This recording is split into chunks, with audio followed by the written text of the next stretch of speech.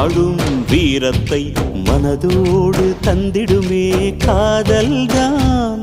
இது போகும் வழியோ வெற்று பாதை, திரும்பும் வழியோ வெற்றி பாதை. விரும்பிய இதயத்தை அடைந்திடும் பயணம் இது. கடல் தாண்டும் பறவைக்கெல்லாம் வழியில் மரங்கள் கிடையாது. ஆனாலும் கண்டம் தாண்டும் சிறகுகள் வலிக்காது.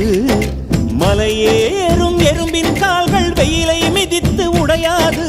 மனதோடு காதல் வந்தால் மனிதா தடையேது.